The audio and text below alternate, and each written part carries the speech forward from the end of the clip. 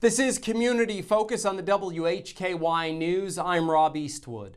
During WHKY's recent visit to the Grove Park Inn in Asheville, I had the chance to catch up with a state representative from Buncombe County who discussed Hurricane Helene relief in that part of the state. We are very pleased here at the Grove Park Inn in Asheville to be joined by a local guy, a local politician, as a matter of fact, Brian Turner. Thank you for joining me. State House, you've been in the State House for a few terms now, haven't you? I have. I'm currently serving in my 5th term.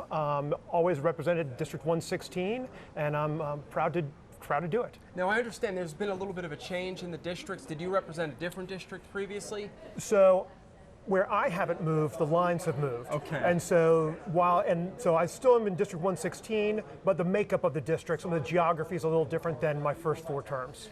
You are a local guy, right? You've been, and this is you're back home now, aren't you? Yes, this is home.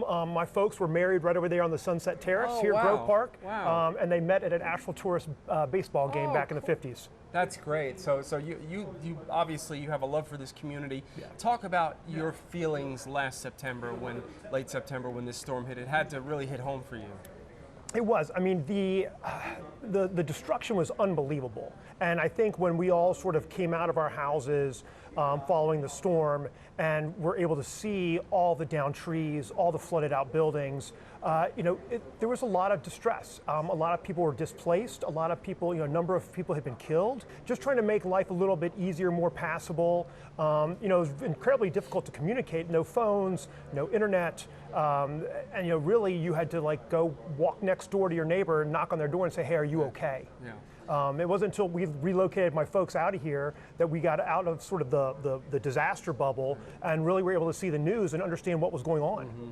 Well, thank you so much for taking the time to join us, and we appreciate your service. I appreciate the opportunity. Thank you. Brian Turner, who is in the 116th District State House, joining us here from the Grove Park Inn in Asheville on WHKY News. Thanks again to Brian Turner for taking the time to join us. You can see the full interview on our YouTube channel. Up next, WHKY's Arianna Mack speaks with a board member with Folds of Honor. Joining WHKY, a Folds of Honor board member, Mr. Tom Shea, to tell us about a lovely golf tournament that gives back. The golf tournament that we're talking about today is one that has been run for 9 years now at Rock Barn Country Club and Spa in Conover. And the club decided to support Folds of Honor back in 2017 and has done ever since.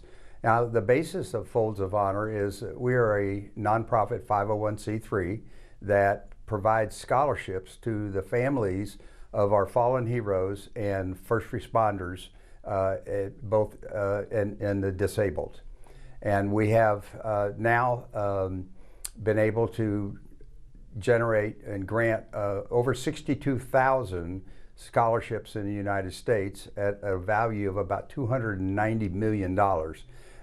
We're 100% donor funded. And tell me a little bit more about how we can find out more about Folds of Honor. Okay. Well, for Folds of Honor itself, the best way to do it is just to go to foldsofhonor.org, and that will tell you there.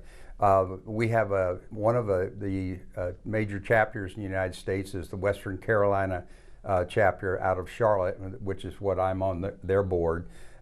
We also have a golf tournament coming up in November, very similar format for those people who can't make the Rock Barn event and would like to still play golf and support the Folds of Honor, and people can just Google Western Carolina Folds of Honor, and our website will take them to the proper sign-up information.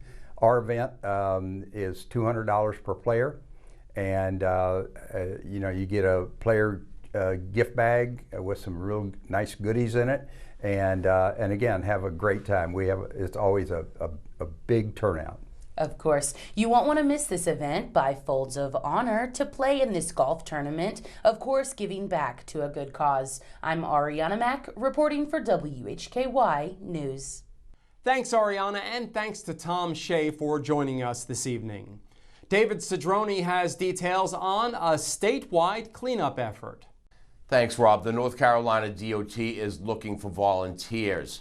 This is an event to help keep North Carolina roadways clean. The North Carolina Department of Transportation's biannual statewide roadside litter removal initiative fall litter sweep takes place between September 13th through the 27th.